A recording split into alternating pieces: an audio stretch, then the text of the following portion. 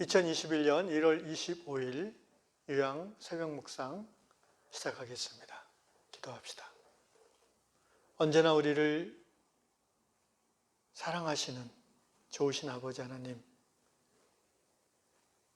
우리의 삶을 눈동자와 같이 지키실 뿐 아니라 우리의 걸음걸음을 오늘 하루도 이끌어 주실 주님이심을 믿고 고백하며 이 아침에 주님 앞에 무릎을 꿇습니다. 우리의 연약함과 어리석음을 불쌍히 여겨주시고 오늘도 주의 말씀으로 우리에게 하나님을 보는 눈을 더해 주시며 주님을 알아가는 지혜를 더하여 주시옵소서. 예수님의 이름으로 기도합니다. 아멘. 주 품에 품으소서 찬양하면서 이 시간 하나님 앞에 나아가십시다.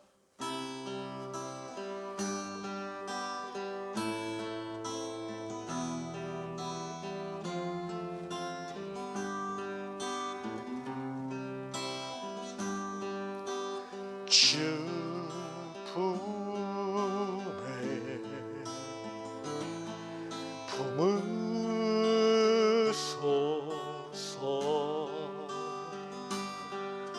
능력에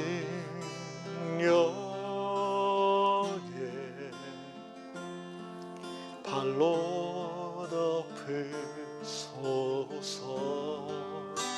거친 파도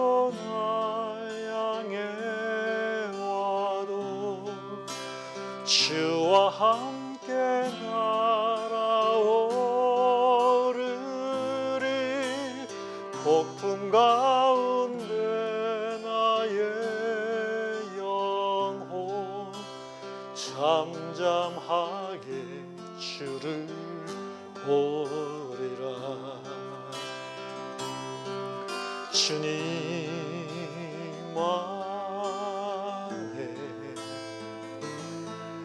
나 거하리.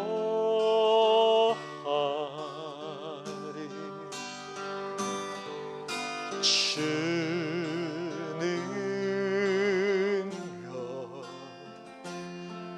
나 잠잠히 믿네. 거친 파도 나 향해 와도 주와 함께 날아오르리.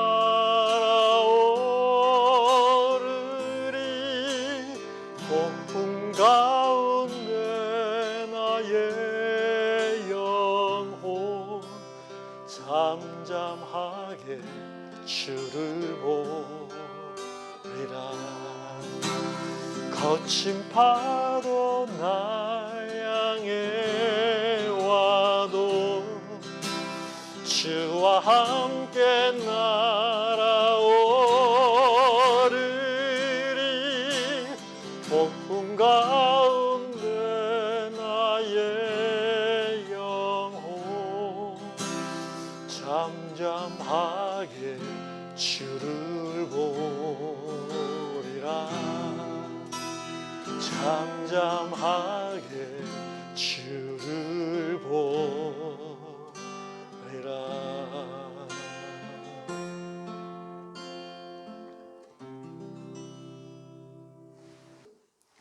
네, 하나님께서 오늘 이 아침에 주시는 말씀 이사야서 43장 1절로 2절 그리고 시편 119편 71절 읽도록 하겠습니다. 먼저 이사야서 말씀 읽도록 하겠습니다. 이사야서 43장 1절과 2절 두 절 말씀. 야곱아 너를 창조하신 여호와께서 지금 말씀하시느니라. 이스라엘아 너를 지으신 이가 말씀하시느니라. 너는 두려워하지 말라. 내가 너를 구속하였고 내가 너를 지명하여 불렀나니 너는 내 것이라. 내가 물 가운데로 지날 때에 내가 너와 함께 할 것이라. 강을 건널 때에 물이 너를 침몰하지 못할 것이며 내가 불 가운데로 지날 때에 타지도 아니할 것이요 불꽃이 너를 사르지도 못하리니. 아멘. 시편 119편 71절. 고난당한 것이 내게 유익이라. 이로 말미암아 내가 주의 율례들을 배우게 되었나이다. 아멘. 오늘 다락방 예화를 보면 사무엘이라는 미국에 사는 대학생 친구가 나옵니다. 그는 감당하기 어려운 학업 스트레스로 인해서 거의 우울증에 걸릴 정도가 되었습니다. 기말고사 마지막 시험 전날에 그는 비가 멈춘 틈을 이용해서 도서관에서 자기 집으로 종종 걸어가는 중에 마음이 너무 힘드니까 쉼과 평안을 위해서 하나님께 기도했다고 합니다. 그러다가 다리 위에서 잠시 멈춰 서서 물이 불어난 개울을 보고 있는데 개울 속의 바위가 평상시에는 물이 넘치지 않았는데 비가 많이 와서 완전히 물에 잠겨 있는 것을 보았습니다. 그때 이 사무엘 친구는 그날 아침에 묵상했던 성경 구절이 떠올려졌다고 합니다. 바로 오늘 읽은 본문 이사야 43장 말씀입니다. 물이 너를 침몰치 못할 것이며. 순간 사무엘 친구는 자신이 물에 잠긴 바위와 같지 않음을 깨달았고 그 순간에 마음에 평안이 임했다는 간증을 하고 있습니다. 여기 사무엘이라는 이 대학생 친구는 어찌 보면 평범한 신앙인입니다. 그러나 그는 평범하면서도 비범한 신앙인이라고 볼 수 있습니다. 왜냐하면 아침마다 그 기말고사 그 바쁜 와중에 5분, 10분이 정말 아쉽게 느껴질 그때에 공부하기 전에 말씀을 묵상하는 습관을 갖고 있기 때문입니다. 그런 의미에서 이 사무엘 친구는 신앙의 기본기가 아주 잘 돼 있다고 볼 수 있습니다. 또한 이 친구가 신앙이 기본적으로 좋다고 생각할 수 있는 이유는 이렇게 엄청난 스트레스를 받을 때 보통 신앙인들이랄지라도 다른 어떤 중독적인 것에 의지할 때가 자주 있습니다. 흔한 예로 술이나 또는 컴퓨터 게임이나 또 미국 같은 경우는 약물, 대마초 이런 거, 방탕함. 그런데 이 사무엘 친구는 그런 것에 의지하지 않고 하나님 앞에 쉼과 안식을 달라고 기도합니다. 하나님은 즉시로 응답하지 않고 좀 이따 그의 걸음을 다리 위에서 멈추게 하셨고 물에 잠긴 그 개울의 바위를 보게 하심으로 깨닫게 하십니다. 너는 이 바위와 같지 않다. 너를 둘러싼 주위의 그 스트레스와 또 내게 닥쳐오는 그 어려움과 두려움에 너를 묻히게 하지 않겠다라는 하나님의 구원의 약속을 이 친구는 영적으로 들었고 그 순간 스트레스와 염려와 불안으로 두려워하던 마음이 평강으로 회복되었던 것입니다. 사랑하는 형제자매 여러분, 남녀노소 빈부 귀천을 막론하고 모든 사람은 사는 동안 스트레스를 받습니다. 산다는 것은 곧 스트레스를 받는 것입니다. 이것이 매일 매시간 계속되지는 않겠지만 잊을만 하면 지나간 듯하면 또 스트레스가 찾아옵니다. 눈을 뜨면 걱정거리가 떠오르고 하루 지나면 마음이 상한 일이 생깁니다. 일주일에 몇 번씩 외로움도 느껴지고 또 두려움이 느껴질 때도 자주 있습니다. 하나님은 하나님의 자녀들도 역시 이런 어려운 상황 가운데 있는 것을 아십니다. 그리고 하나님은 또한 충분히 그 모든 스트레스와 어려움과 두려움과 그 고난을 이겨낼 수 있도록 우리를 도우시는 하나님이심을 우리는 믿습니다.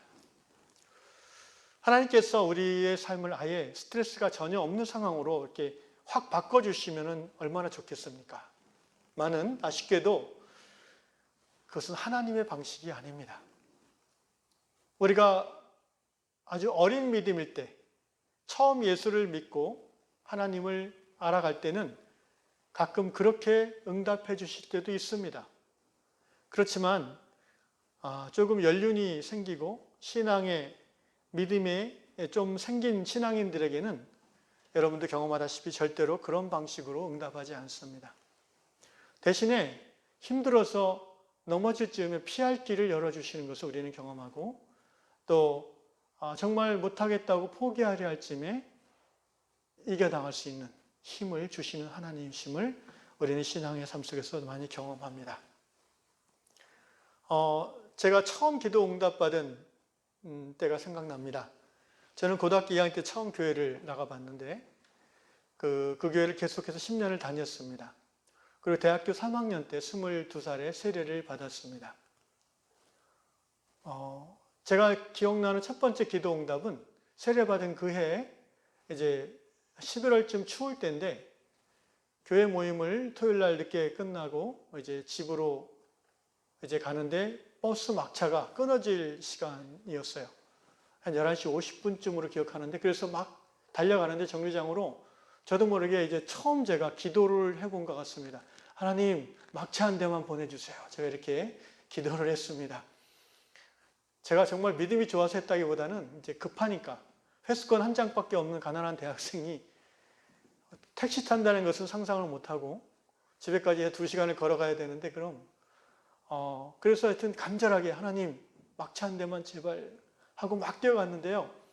저기 청량리 쪽에서 오는 막차가 제가 휘경동 그 버스 정류장에서 기다렸는데 버스 정류장으로 가는 횡단보도를 건너는데 저쪽에서 이렇게 청량리에서 오는 568번 막차가 보이더라고요. 평소보다 10분 늦게 오는 거예요. 할렐루야. 그래가지고 얼마나 기뻤는지 막 뛰어가가지고 타고 나서 회수권을 딱 넣고 나도 모르게 하나님 감사합니다. 이렇게 감사의 기도를 드렸던 기억이 나는데 그것이 제 신앙 인생에서 첫 번째 그 응급 기도 응답이었습니다. 그 후로도 하나님께서 저의 기도에 즉각적으로 응답하신 때가 꽤 있었는데 언제부턴가 즉시 응답이 없어지더라고요. 대신 이렇게 견디는 힘을 주실 때도 있고 또 하나님을 고난 가운데서 이렇게 더듬어 찾아가는 그런 일들이 자주 있었습니다.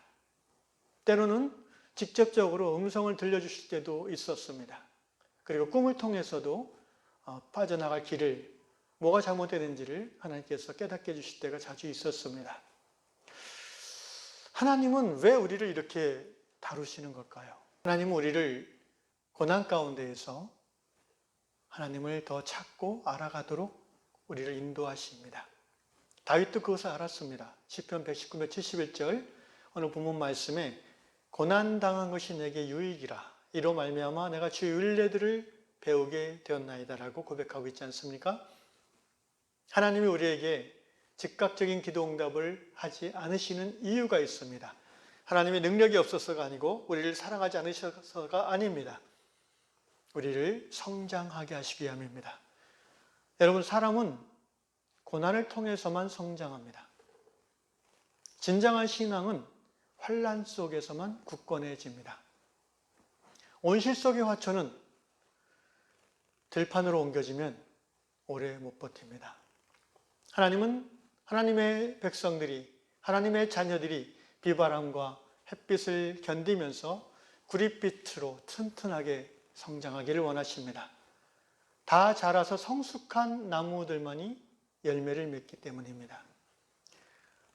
여기 사무엘 청년은 그날의 경험을 통해 하나님이 어떤 상황에서도 자신을 붙잡아주며 평안을 주실 수 있는 그런 하나님이심을 배웠을 것입니다. 사무엘의 믿음은 그 학업의 스트레스 속에서도 하나님으로 말미암아 자라고 있던 것입니다. 여러분, 신앙의 목적, 우리가 하나님을 믿는 목적이 무엇입니까? 평안하고 안락한 삶입니까? 문제 없는 삶입니까? 부자 되고 출세하고 자식 잘 되고 집안이 잘 되는 그것이 우리 신앙의 목적인가요?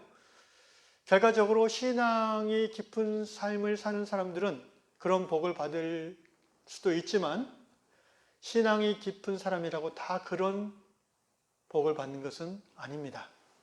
현실의 삶이 부유하든 가난하든 오늘 우리가 건강하든 건강하지 않든 일이 잘 풀리든 계속 막히든 간에 우리가 하나님을 믿는 신앙의 목적은 하나님의 영광을 드러내는 것입니다. 나의 뜻을, 욕망을, 나의 욕심을 다 이루는 것이 신앙의 목적이 아닙니다. 만약 그것이 신앙의 목적이라면 우리의 신앙은 우리를 망함으로 이끌어가는 신앙일 것입니다. 나의 뜻이 아니라 내 주 예수 그리스도의 뜻을 이루기 위함, 이것이 바로 신앙의 목적이 되어야 됩니다. 또한 이렇게 살 때에 신앙인의 삶은 행복한 삶을 살 수 있습니다. 우리가 고난 가운데 성장하고 성숙해야만 하는 이유는 바로 이것입니다. 성숙하지 않으면 하나님의 뜻을 이루기 어렵습니다. 성숙하지 않으면 주변 환경의 변화에 따라서 일희일비하고 자행자지하게 됩니다. 교만해집니다. 결과적으로 성숙하지 않는 성도는 행복해지지 않습니다. 다윗은 그런 의미에서 이렇게 고백한 것이에요. 고난받는 것이 유익이었다. 왜? 고난을 통해서 하나님의 뜻, 율례, 율법을 배우게 되었고 생활 속에서, 삶 속에서 하나님의 뜻을, 그 율법을 더 행할 수 있었다는 것을 다윗은 고백하는 것입니다. 사랑하는 성도 여러분, 기억합시다. 오늘 나의 삶에 어떤 거친 파도와 풍랑이 인다 해도 하나님은 나를 사랑하셔서 나를 도우시며 나에게 평안을 충분히 가져다 줄 수 있는 하나님이심을 기억하십시다. 그리고 오늘 내가 받는 고난과 힘듦 속에서 하나님은 내 안에 어떤 잘하지 못하는 부분을 잘하게 하시기 위함이라는 것을 우리는 기억해야 됩니다. 그것이 나의 조급한 성격일 수도 있고 습관적인 원망이나 불평하는 그런 말의 습관일 수도 있습니다. 상처 입은 마음으로 인한 두려움과 우울감일 수도 있습니다. 어쨌든 하나님이 내 인생의 주인이시고 하나님이 우리 인생의 주관자이십니다. 하나님의 허락 없이는 어떠한 사건도 우리 삶에서 일어나지 않습니다. 이것을 믿는 것이 섭리신앙입니다. 그러므로 우리의 삶 가운데 고난과 어려움과 스트레스가 있다면 그것은 무언가 나를 향한 하나님의 뜻이 있는 것이라고 우리는 받아들여야 됩니다. 고난 속에서 십자가 앞에 무릎으로 나아가 하나님, 나의 어떤 부분을 변화시키기 원하십니까? 기도하면서 하나님 앞에서 하루하루 성장해 나가는, 그래서 하나님의 뜻, 나의 욕망이 아니라 주 예수 그리스도의 뜻을 이루어드리는 행복한 인생 되시기를 주님의 이름으로 축원합니다. 기도하겠습니다. 그렇습니다, 주님. 우리의 인생은 거친 파도가 일렁이는 바다를 항해하는 것과 같습니다.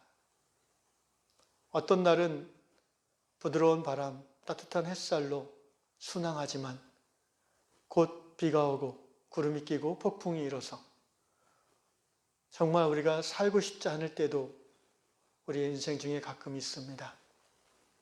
그러나 주님, 우리 삶에 닥치는 어떠한 고난과 어떠한 두려움, 어떠한 역경이라 할지라도 하나님보다 크지 않은 것을 믿습니다. 하나님의 인자하심은 우리 삶에서 우리가 경험하는 그 어떤 사건보다도 더 넓고 더 크고 더 깊은 줄로 믿습니다. 그러므로 주님, 오늘 우리에게 허락된 인생의 고난 속에서 우리가 하나님의 뜻을 배우게 해주십시오. 더욱더 예수를 닮아가는 디딤돌로 삼아 믿음의 성장을 이루는 우리 모든 성도들 되도록 오늘 하루도 주여 인도하여 주옵소서. 감사합니다. 예수님의 이름으로 기도합니다. 아멘. 주기도문으로 마치겠습니다. 하늘에 계신 우리 아버지, 아버지의 이름을 거룩하게 하시며 아버지의 나라가 오게 하시며 아버지의 뜻이 하늘에서와 같이 땅에서도 이루어지게 하소서. 오늘 우리에게 일용할 양식을 주시고 우리가 우리에게 잘못한 사람을 용서해 준 것 같이 우리 죄를 용서해 주시고 우리를 시험에 빠지지 않게 하시고 악에서 구하소서. 나라와 권능과 영광이 영원히 아버지의 것입니다.